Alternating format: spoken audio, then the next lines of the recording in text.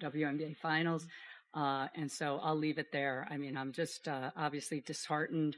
I'm a human too. I have a family.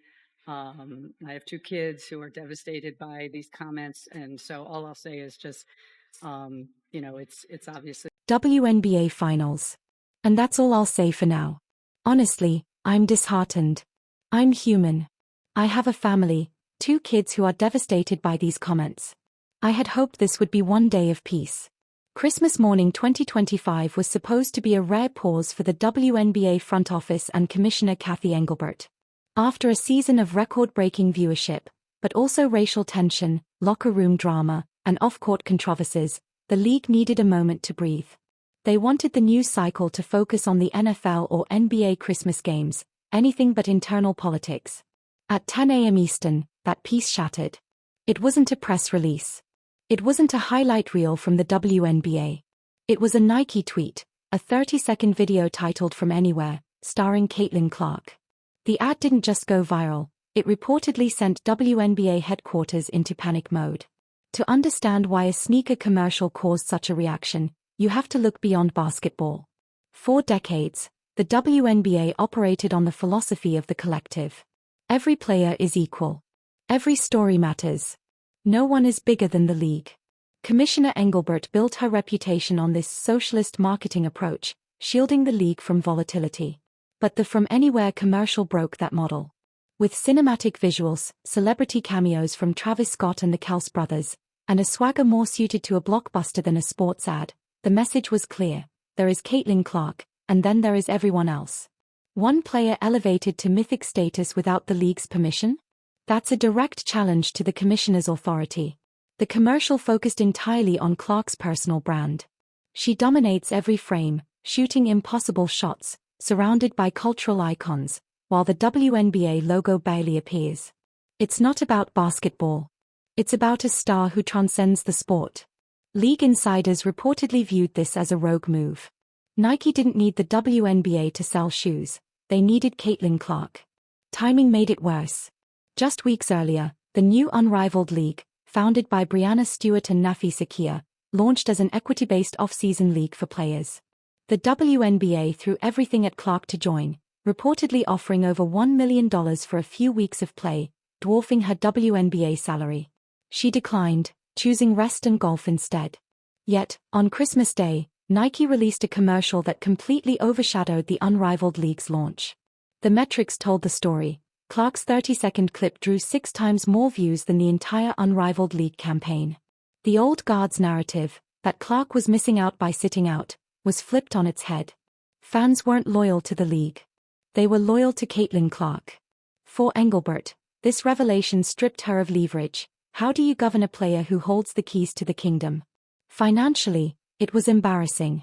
The ad looked like a $5 million production, featuring custom gear and A-list stars, contrasting sharply with the reality of WNBA salaries and production values. It exposed the gap. Clark makes millions outside the league, while her home league pays a rookie wage. Team owners reportedly called Engelbert, asking why the WNBA wasn't profiting from this marketing explosion. Nike was laughing all the way to the bank. The fallout extended into locker rooms. Aja Wilson, 3-time MVP and the league's top player, also had a Nike commercial, but critics called it low-budget compared to Clark's cinematic ad. Perception matters, and suddenly tension was brewing between the WNBA's biggest stars. Veteran players felt disrespected, fueling resentment and potentially dangerous on-court dynamics. Even the ad's cameo strategy was provocative. Unlike previous campaigns that honored WNBA legends like Sheryl Swoopes and Sue Bird, From Anywhere focused on male cultural icons. It bypassed the league's history, validating Clark outside the WNBA timeline.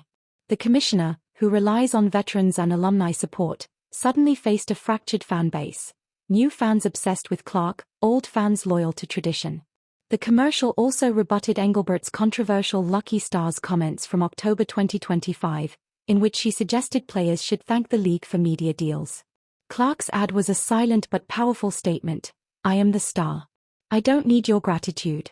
It exposed the new power dynamic. The league was no longer in control, the player was. The ad hinted at an even bigger threat. What if Clark outgrows the WNBA entirely?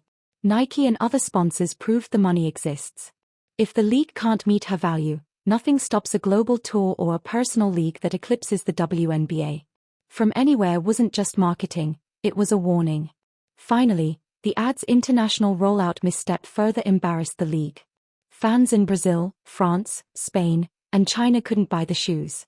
While a Nike logistics error, it reflected poorly on WNBA global ambitions, reinforcing the perception that the league is amateurish and uncoordinated. In short, a 30-second commercial changed everything. It undermined Engelbert's authority, exposed financial gaps, fueled locker room tension, alienated veterans, and hinted at a future where the WNBA might no longer be big enough for its brightest star. Christmas 2025 was supposed to be quiet. Instead, it was the day the power dynamics of women's basketball shifted forever. Christmas morning 2025 was supposed to be quiet for the WNBA. Commissioner Kathy Engelbert and her team had earned a rare pause after a season of record-breaking viewership, but also controversy, locker room tension, and off-court drama. Families were opening gifts, the sports world was waking up, and for a brief moment, the league hoped the news cycle would turn elsewhere. Then, at exactly 10 a.m. Eastern, the peace shattered. Not with a press release, not with a highlight reel, but with a Nike tweet, a 30-second video titled From Anywhere, starring Caitlin Clark. In an instant, the WNBA headquarters reportedly went into full panic. Why? Because this wasn't just a commercial, it was a seismic shift in power.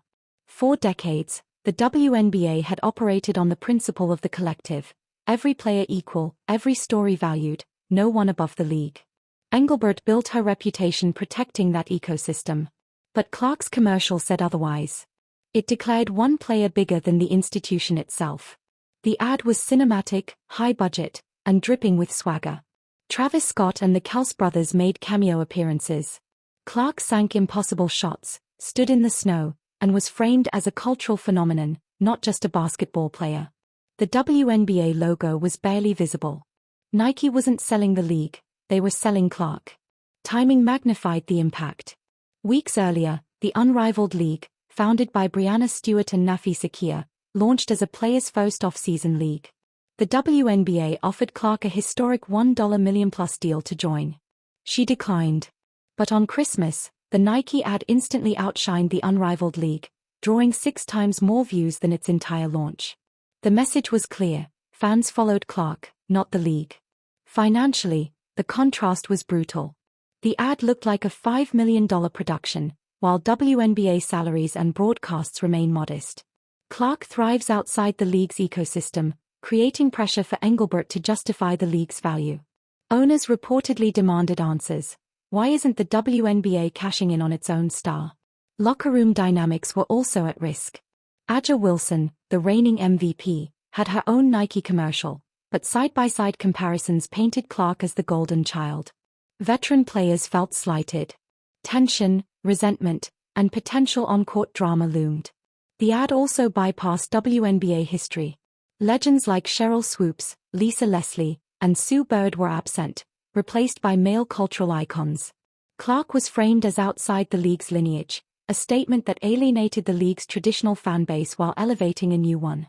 The subtext was clear: Clark's value is intrinsic. She doesn't need the WNBA to thrive, the league needs her. Engelbert's authority, already tested by the infamous Lucky Star's comments earlier in the year, was effectively muted. The power dynamic had flipped. Global ambitions took another hit.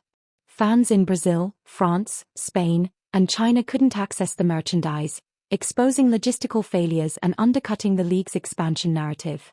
Even if unintentional, it reinforced the perception that the WNBA is amateurish and unprepared to manage its brightest stars. In just 30 seconds, Nike reshaped the WNBA landscape. Authority was challenged, financial gaps exposed, locker room tensions intensified, and a rookie had become a global phenomenon. Christmas 2025 was meant to be quiet, but instead, it became the day the WNBA realized its brightest star might already be bigger than the league itself.